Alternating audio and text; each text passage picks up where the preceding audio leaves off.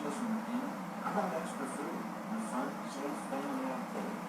Well, with Heaven's Harvest Heirloom, non-hybrid seed, hearty American, non-chemically addicted seeds that grow fast. Planted which is 30 acres with our popular button with over 35 Myanmar pack varieties, over $1,500 in the hardware store, but from us, less than a tenth the price. This is what we do at Heaven's Harvest. Gather these amazing seeds, vegetables, tomatoes, real tomatoes. You remember the taste of those fresh gathered tomatoes, freshness, heartiness. You don't need it. We have found your own producing garden for your family in as little as 2 weeks. These are select hand-picked seed varieties, so please call us now before we're out of stock. HeavensHarvest.com, 800-516-4770. Linda, Tim says to tell you he loves you and he's listening and watching. I saw what I saw. Oh, that's sweet. Thank you. You're welcome. On the Fringe Radio Network. Why don't you go to FringeRadioNetwork.com. Fringe Radio Network. You are listening to the Fringe Radio Network. FringeRadioNetwork.com. Around long enough to remember getting up to turn the channels on the TV? That's classic. Classic hits. WQEE 99.1 FM, The Key. All right, we're getting ready to go on now. Hey.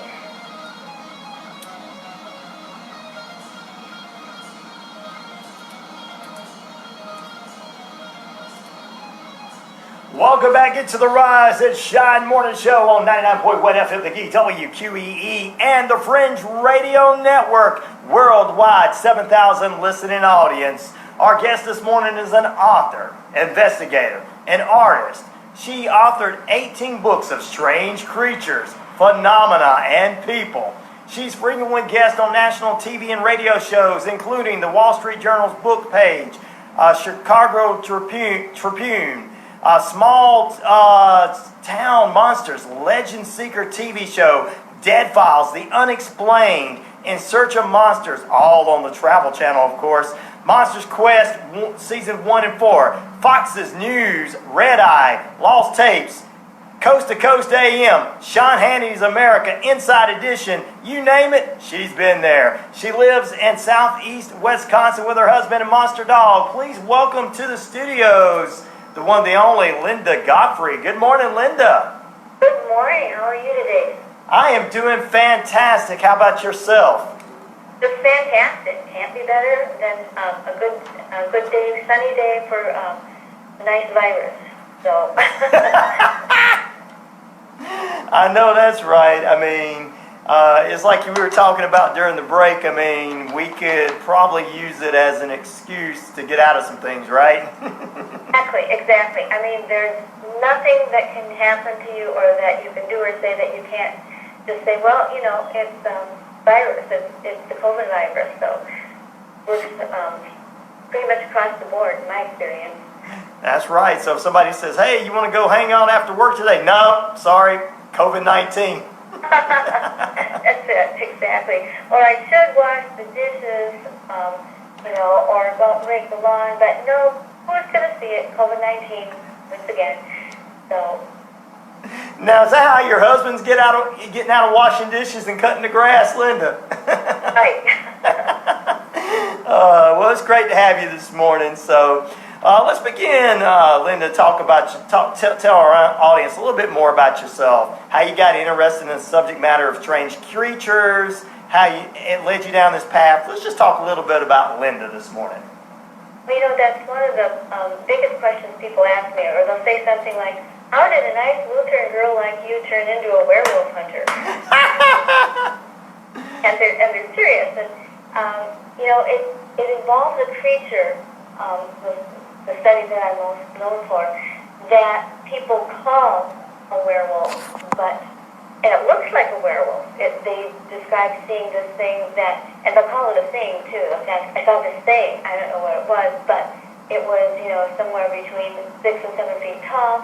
It had the head of a German Shepherd, and it was sneering at me or leering at me, and it walked or ran or jumped, whichever the occasion may be, on its hind legs, which is quite unusual. And I never really, that was just not in my life plans. When I was trying to think what I wanted to do for a career, I have a degree in art education. I've actually been allowed to teach in some public Wisconsin schools in the subject of art. And what I really wanted to do, though, I realized, was to be a cartoonist.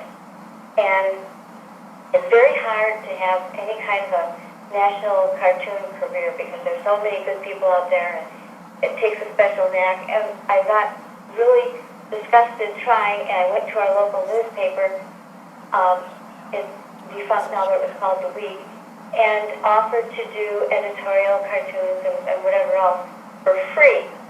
Right. Just something in print so I could say, look, see, I am a cartoonist.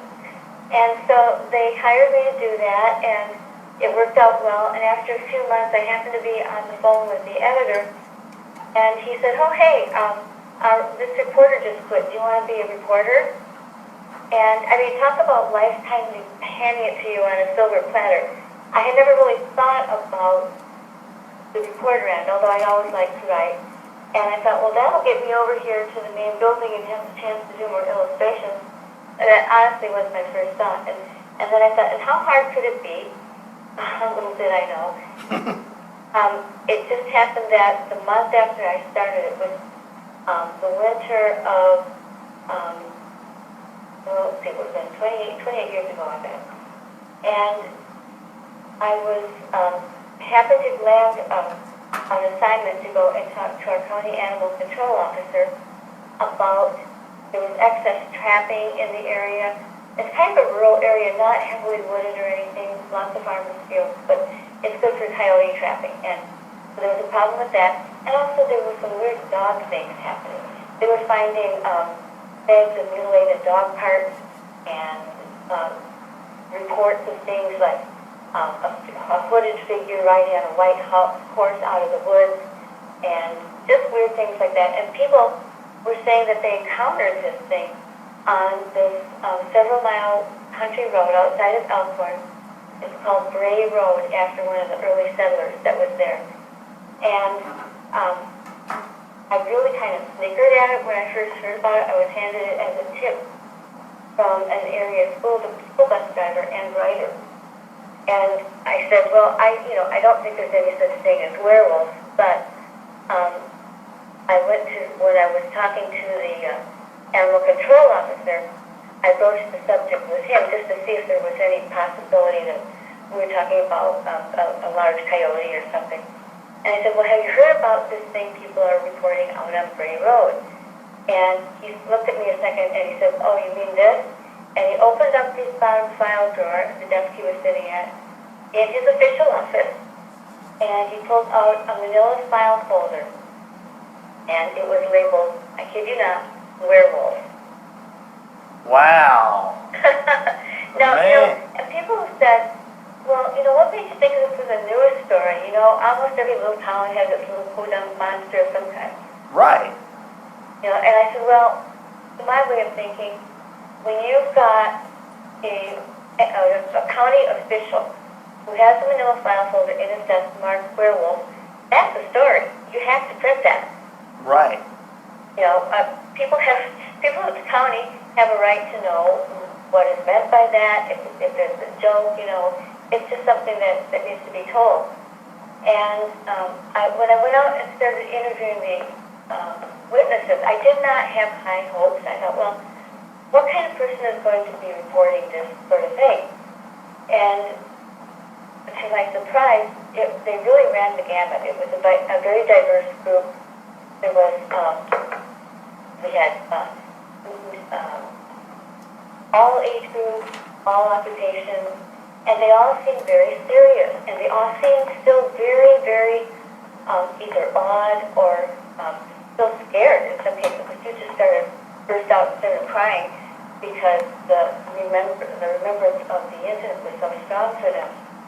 And I said, well, these don't seem like people who are going to hoax. And besides that, if if you did hoax, you just would not be telling your county animal control officer where to come and find you, to file to arrest you or whatever for fraud, because that's what could happen, if you put in a phony report and the sheriff's deputy had to run around and, it would be an operation that cost them money. So that all spoke to the witnesses' believability to me, and that was a big key thing.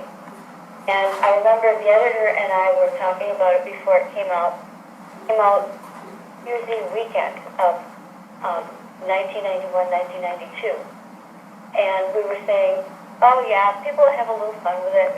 There'll be some chuckles, and then they'll forget about it, and then, in 10 years, we'll start telling about it around the campfire. And little did we know that within a couple of, we didn't have the internet like we have now, which is hard for some people under the age of, 20, 25 to understand, but we had to wait for it to go around in the newspapers. And then they started calling, and we had Inside Edition here, we had Leonard Nimoy's New in Search Of here, every local and non-local TV and radio station.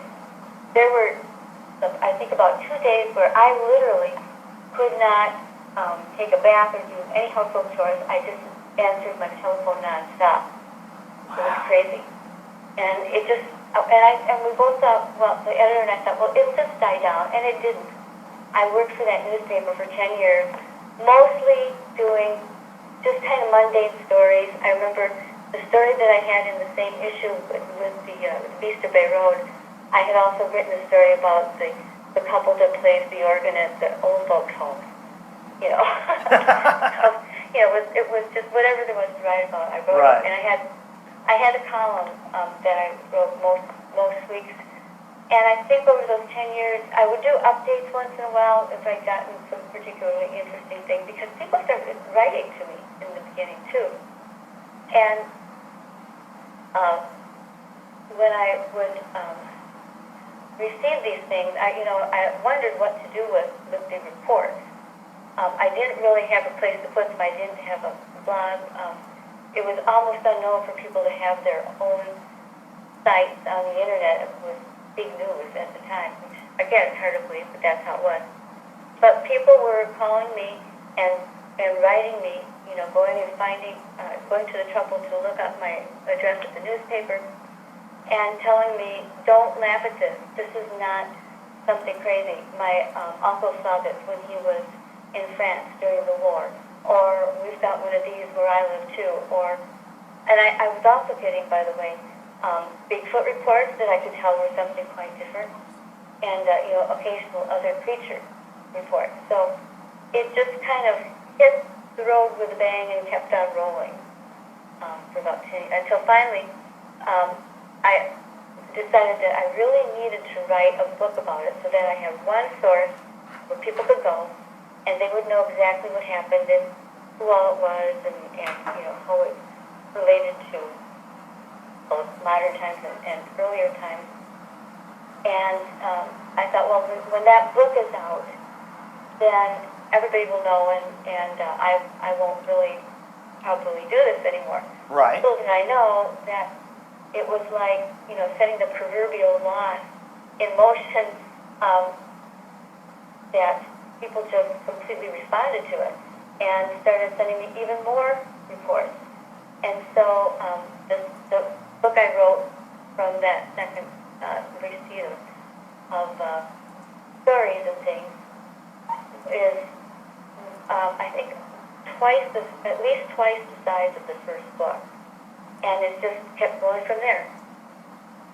Well, it sounds interesting, and we're going to take a short break. When we come back, Linda, we're going to talk with you about some of your experiences with some of the unknown, Bigfoot, werewolves, Dogman, and all that. And then we're also going to get into what you currently are doing. We'll get into that after this. Stay with us on the Rise and Shine Morning Show. It's the freaky, frightening Friday edition of the Rise and Shine Morning Show. Our guest this morning is Linda Godfrey. She's with us this morning, author extraordinaire, as well as investigator and artist. We'll have her shortly after the break. Stay with us.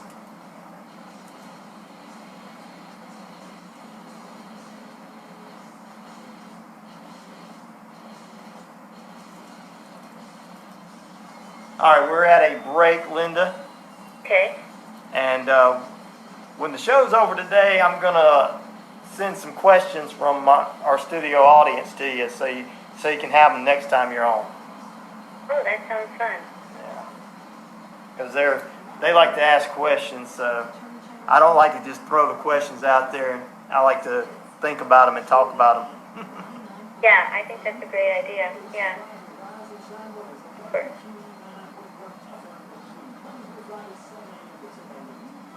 You guys just go ahead and continue to do that. Ask those questions.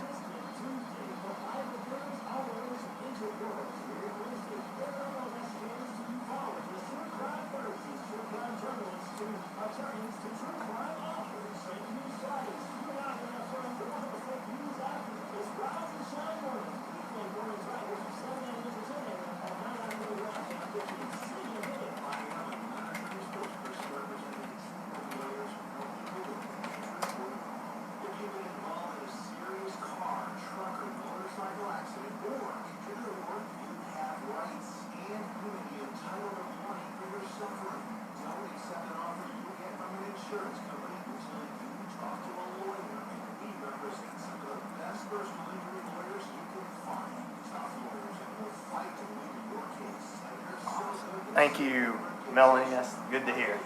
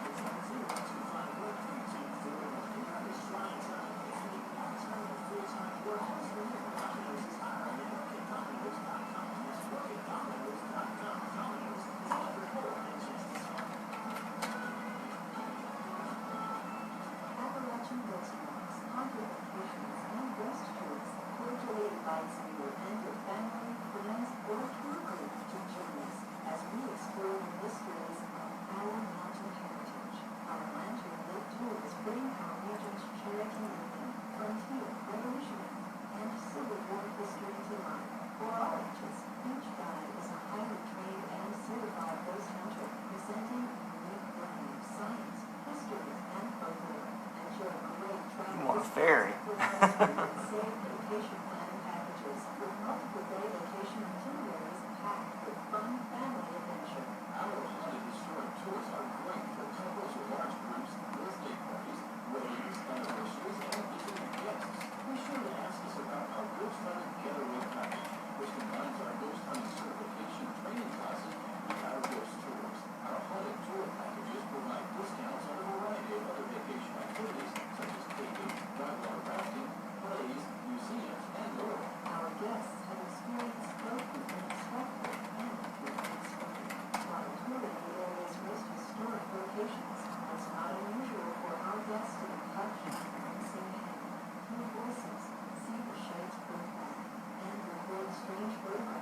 All right, get ready to come back. All right.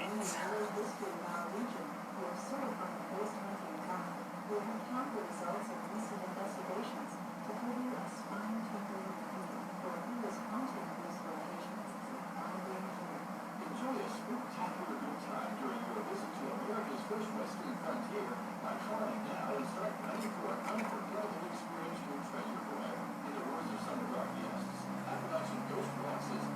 All right, we're coming back here. We got 13 seconds, and then my bumper music, and we're coming back on, Linda. Okie doke.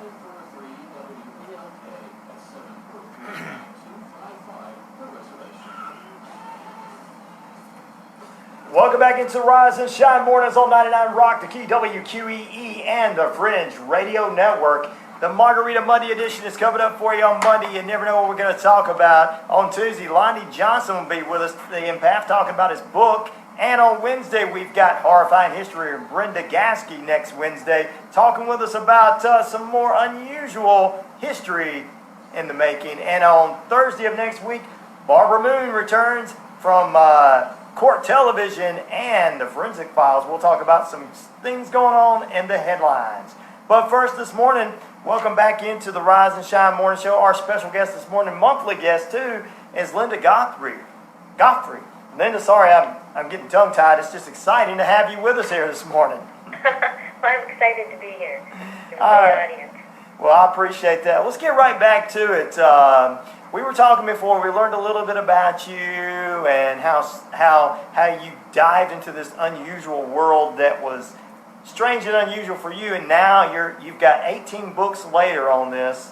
Tell us some of your experiences with, Bigfoot, werewolves, Dogman, the Beast of Bray Road. Just any experiences you have that you want to share with us this morning.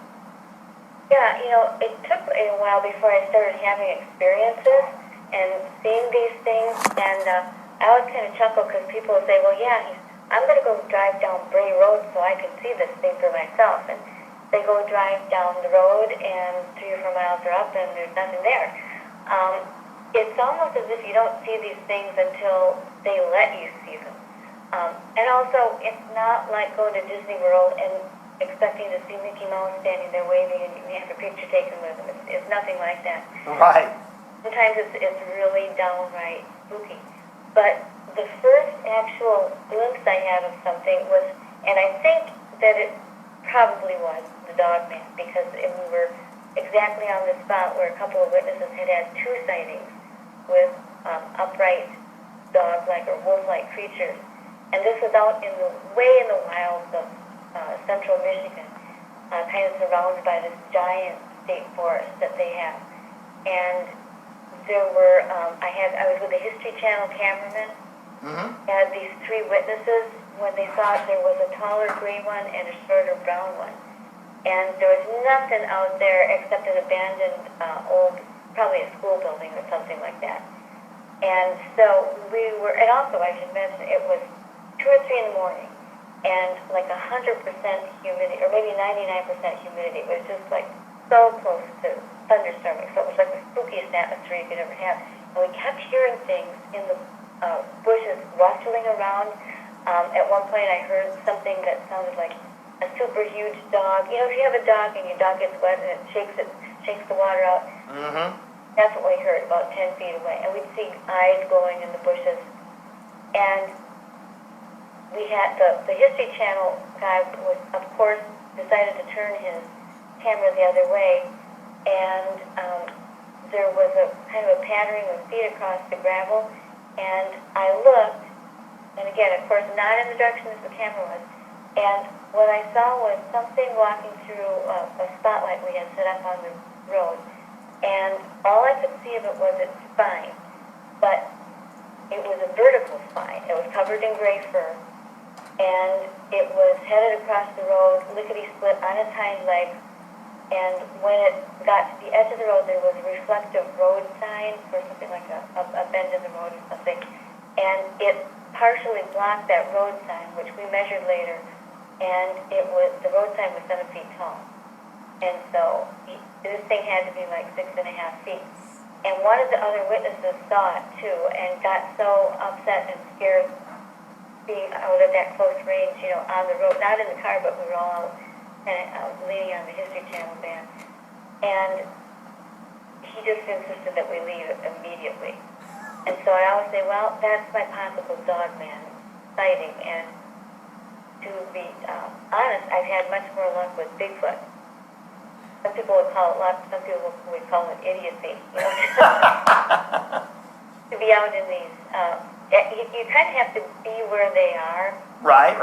But it was like 20 years before I had this experience that I had, before I actually saw the creatures themselves. And I saw 3 of them over the space of a year in the same general area, but doing different things at different times.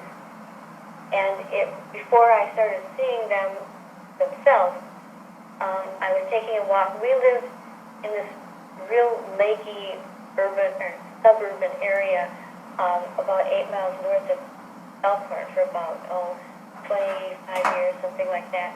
And I was very used to walking around that area. Most of the houses were owned by people who left, who were just there for the weekend. So this was a Sunday. It was around supper time. There was nobody. All the Illinois people had left for the day or the week. And I went out to take a walk, and it was weather just about like we have now here in Wisconsin. It was kind of one of those, high water content skies, and very warm. Nobody around, and I thought, for some reason, it got into my head that I had never tried knocking for Bigfoot. You hope you knock, and you hope that you're tuning into their signal, that they will knock back at you. And so I walked off this the little road and kind of onto a path, and I thought, this is just crazy, but there's nobody here to know if I fail. So I picked up a big stick and knocked 3 times. Nothing. I tried it 2 more times, and on the 3rd one, to my great surprise, something knocked back at me really loudly. It wasn't like this little timid tap tap. This was a bam, bam, bam. And it was maybe 150 feet from me. Whoa. It couldn't have been any farther. And I was so shocked. But it was up in this oak tree that was growing out of this depression. It's the Kettle Marine State Forest, and the kettles are these round depression-shaped drop-offs that the glacier left, the last glacier. And the tree was about 40 feet out of this kettle, and it was a nice living oak tree. There weren't any dead branches or anything on it, and the foliage was so thick that I couldn't see what was doing it. But it answered me a couple more times, and I was just kind of like chained to the spot with fear because I didn't know what it was. Well, I kind of did, but if it were a Bigfoot, it could come and get me. And there's no reason for people to be up in there. It was just, there's nothing in that spot that anybody would have been just sitting there waiting for someone to come along. Right. So I just kept answering it, and then about on the 3rd time, there was this huge cracking sound, like it was like just the sound of ice or something big splitting a tree limb. And this, right before my eyes, I could see the wood being twisted off the tree. And by that point, I wasn't even thinking. I just automatically hit my tree again with my stick. And at that point, something completely twisted, and there's no wind, we've had no storms, no reason for this to happen. Completed the twist and dropped it forcefully down into the kettle. And that was when I knew what it had to be, because it had to be something with an opposable thumb that could grab a tree branch and twist it like that. And I'm not talking a little branch. I'm talking what was probably about 8 feet in diameter and 30 feet long, something like that. This branch was. And it wasn't dead or light or anything. It was completely covered with leaves. So I knew that it was either a human or a Bigfoot. There's nothing else that could have been up there holding that thing. And so I ran. Oh my goodness. They always tell you not to run, but I ran. When I got home, I was mad at myself because I had no camera with me. They said, why didn't you take a picture? I was just out for a walk. It was just for the moment. Right. And I happen to live in a place with lots of nice walking trails, so I hadn't bothered. But I thought I have to go back and find out if for some reason that branch was filled with woodpecker holes, if it shouldn't have been because it was fresh living oak, or if there was any trace of a human somehow, although I don't know. Right. And I got a friend and her daughter, and we went back We went down in that kennel, which was stupid and foolhardy. It was not even an hour after that happened to me. And I measured that and discovered it was 35 feet long, 8-foot diameter. Wow. We could smell it, and there was a big piece of bark that the torque from when it was twisted it right off of the tree limb. I still have that. And the piece that fell off was in the shape of a huge hand, and you could see the difference where the finger marks just kind of dug in, and held onto it tight. And we could smell it. That was weird too. It was a real, I knew it was nearby. And then my friend's daughter, who was, I think she was 19 or 20, didn't know anything about Bigfoot or care about it at all. And she screamed. And we turned around, and she was, just in shock. She said, I saw it. And what she saw was it disappearing into the next petal, and kind of hiding in some shrubs. But it was out of my friends and I view by that time. But then it growled at it. It was like, don't these people get the idea? I don't want them here. That was my impression of the crow.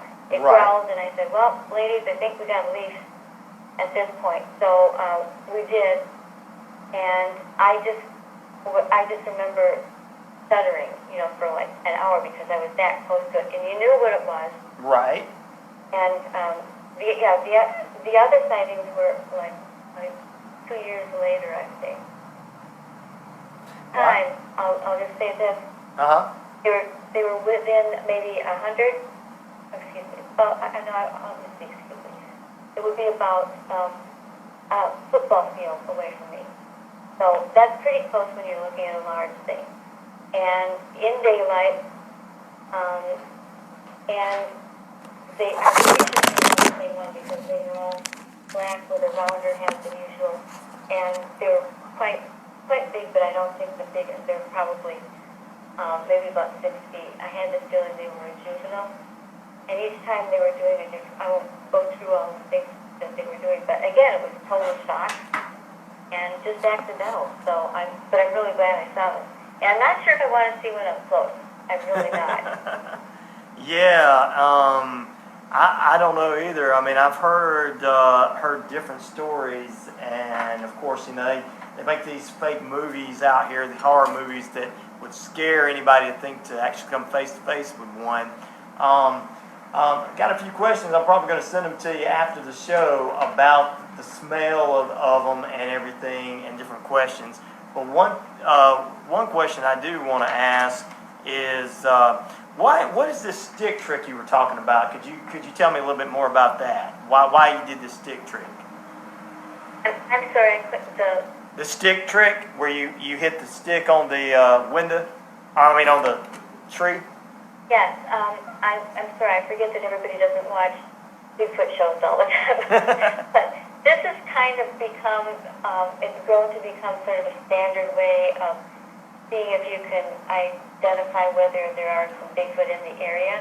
And I first saw it on the Finding Bigfoot show, and they would, go out into the woods and use various things, either, usually they had something made especially for it, like a baseball bat, or which I'm not sure why you would. Oh, okay, cool. Use of contact, yeah. To me, I just think that if they're out in the woods, they're probably going to use a stick. But that's all irrelevant. Then what you do is you knock a few times because it's assumed that, and I think there's some good sense to this, that these are large animals. They probably hunt solo a lot of the time, and then need to kind of confer with their companions. So they have this ringing knock, and you have to get the knocks. I learned in it at just the right sound level, so that it will think that you're one of its kind calling it. And then if you're super lucky, like I was that day, it will knock back at you. So so I just call it the stick trick. Okay. That's the shorthand for it. But tree knocking. Tree knocking. Okay.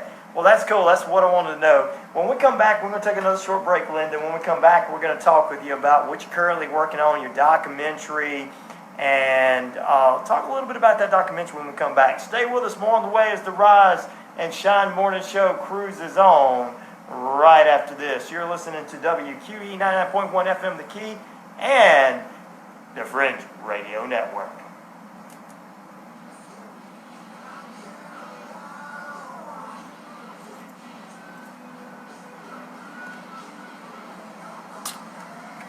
Yeah, I'm going to send some of these questions when the show's over today to you. Oh, okay. Yeah, that'll be fun. Yeah, if I say something that, that you don't understand, I did want to mention, too, if people are interested in that first one, they can go to my blog and see photographs of all the place where it happened and the piece of wood that was ripped off, that sort of thing. Okay, yeah, sure. And then you can say that when we come back, too, on the air. I mean, they heard on the Facebook. You can say that when we come back on the air, and then we'll get into the documentary and everything. Sure. All right.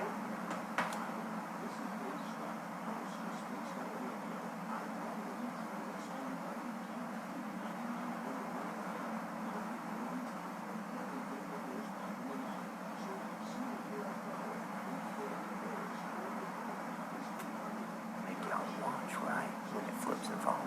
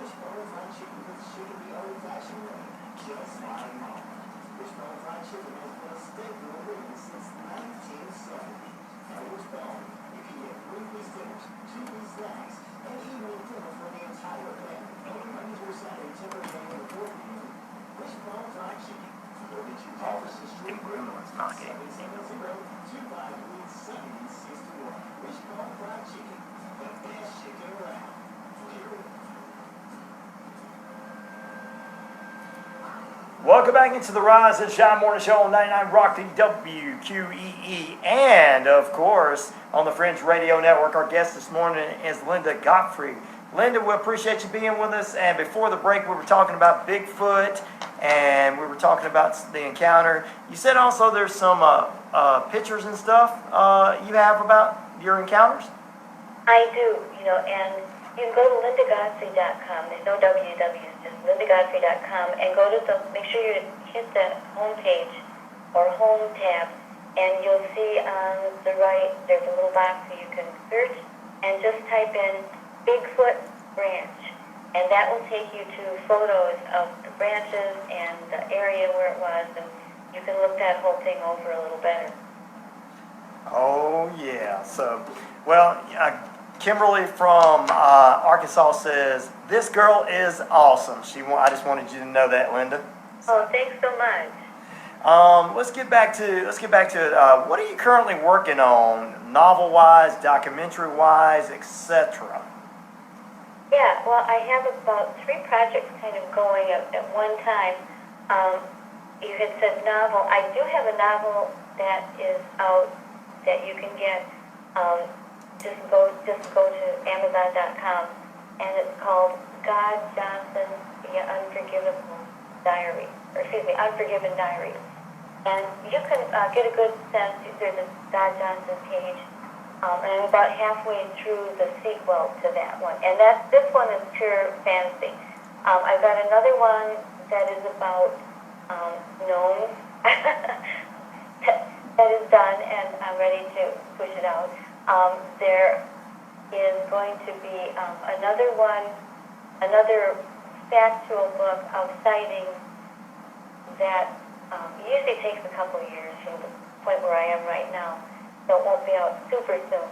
But there's a chapter in I Know What I Saw, my most recent book called Dire Dogs, that I need to get into a little bit more because that's turning out. They're dogs, they're not wolves, and they're huge. Right. People started calling me about these things right from the very get-go, and I didn't know what to do with them for a long time. I was just kind of stockpiling them because I didn't know how to explain them. I didn't have quite enough, to do the whole chapter. But people describe them as dogs that are like the size of either a Shetland pony or a bull calf, which is huge. And they typically will run alongside your vehicle, look you in the eye when you're sitting in the driver's seat. That's how big they are on all fours. Ooh.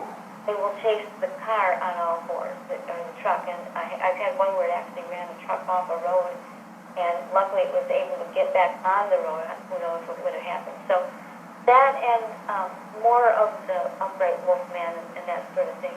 I've got some other ideas. I inherited a big bunch of UFO clippings from way, way, way back that may have some bearing on things. And that's going to keep you pretty occupied, I think. The document is about, also based on 2 chapters in my latest book, I Know What I Saw.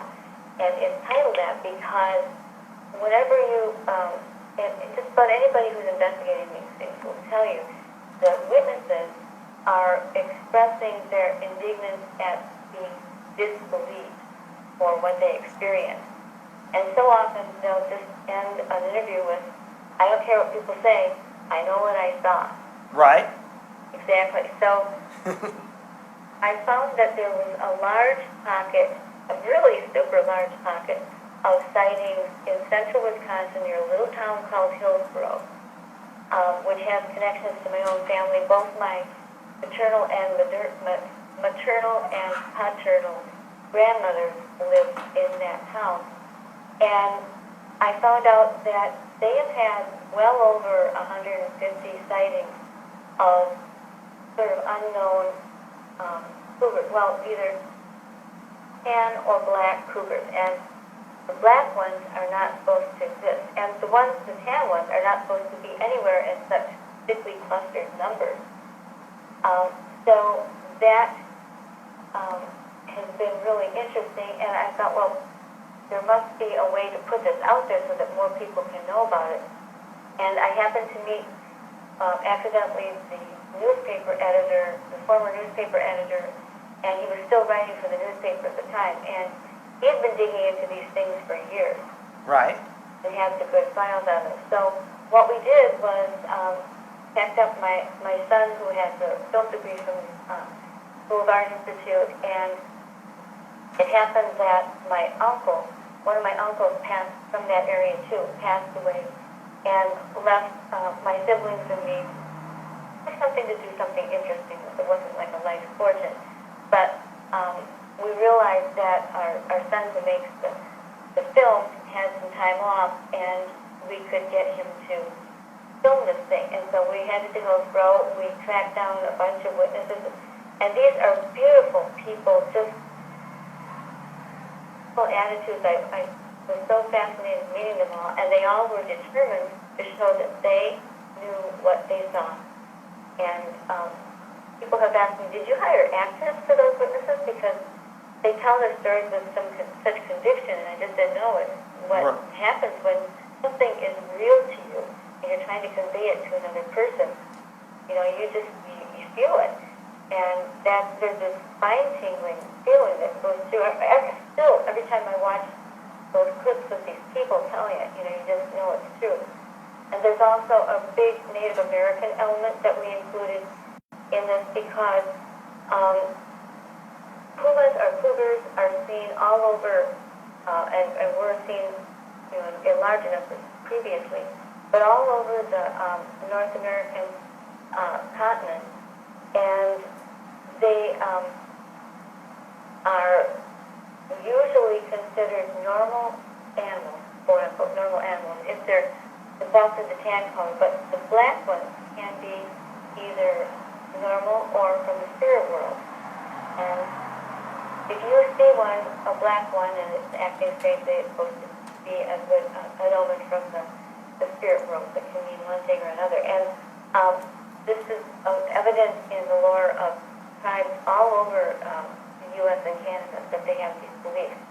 And here, people were seeing them going across their lawns, out in farm fields.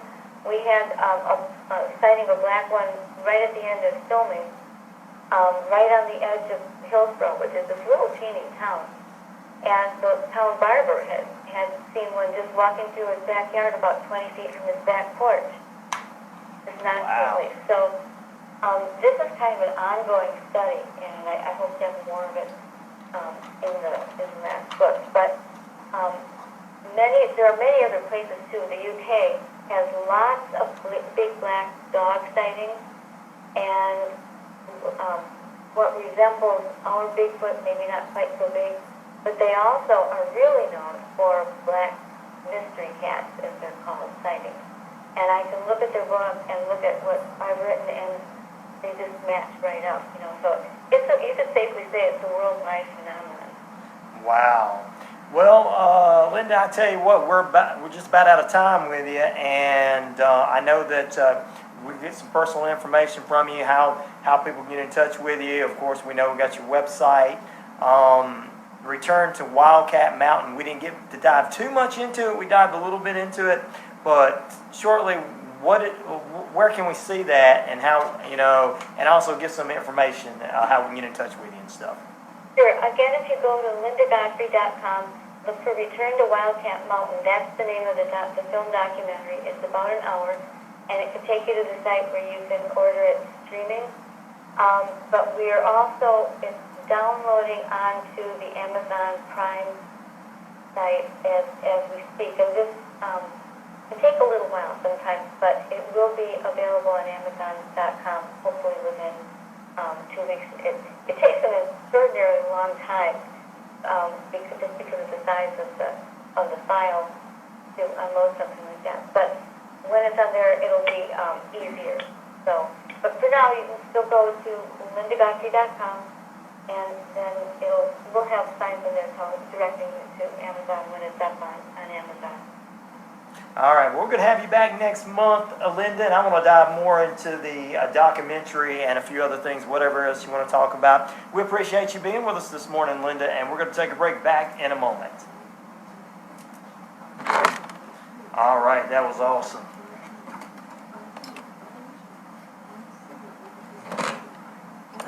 No problem.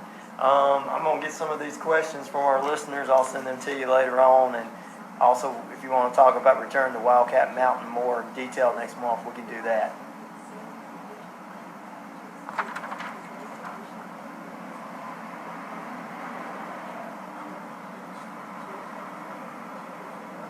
All right, that'll work, and that way we can get them, push people to that.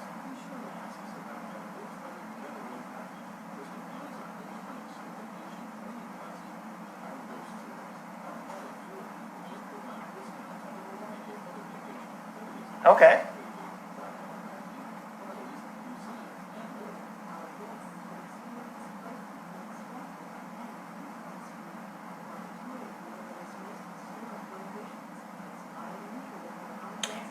Yeah, no, that should not be any problem. Most of the people here are in the U.S., so no problem. I mean, I do have listeners in London and Canada, but yeah. So there's people asking about it right now. So I'm going to put up your website for them to go on to too.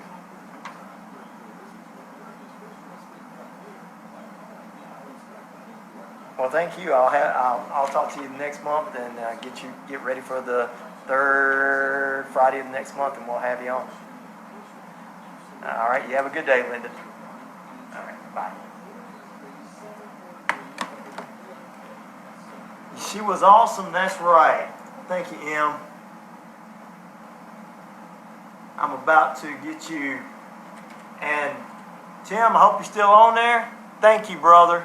I just saw you come up. I'm going to have her on monthly. That was an awesome interview. It's fun. We're going to dive more into, you guys, we're going to do a contest, and the winner is going to get a DVD of Return to Wildcat Mountain. So next hour, we're going to play Fake News Friday, and the winner of Fake News Friday will get a copy of this. Thank you, Tim, brother. It's so exciting. And brother, you got anybody else? Let me know.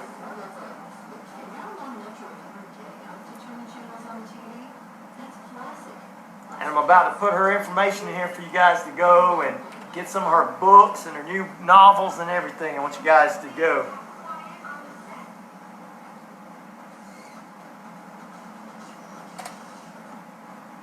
Right there.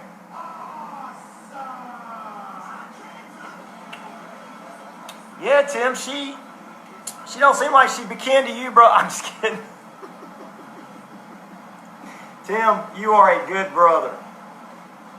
You really are, man. I don't know very many. I've experienced very many brothers and sisters and stuff that get along that well and that love. You can go back and download this interview too later on this morning. Welcome back into the Rise and Shine Morning Show. I want to thank Linda Godfrey for being our guest this morning. And we're going to do a little giveaway in hour number 2, Return to Wildcat Mountain, which we're going to dive deeper into next month with her. Plus some of your questions. I've wrote down some of your questions. You guys drop them into there. Drop your questions in there. Or actually, it'd be easier for you to send them to my messenger.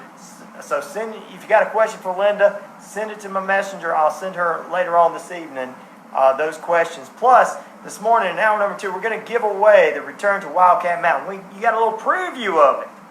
And you're going to be able to get the better version on Amazon next month, download and everything. But one person out there is going to win a copy of this from Linda in hour number 2. So you guys stay tuned. We're going to play Fake News, the game. So don't you guys move away from that radio dial. You're tuned in to Rise and Shine Mornings, the morning show saying good morning to you, good evening to you, good afternoon to you. And if I don't see you again, good night.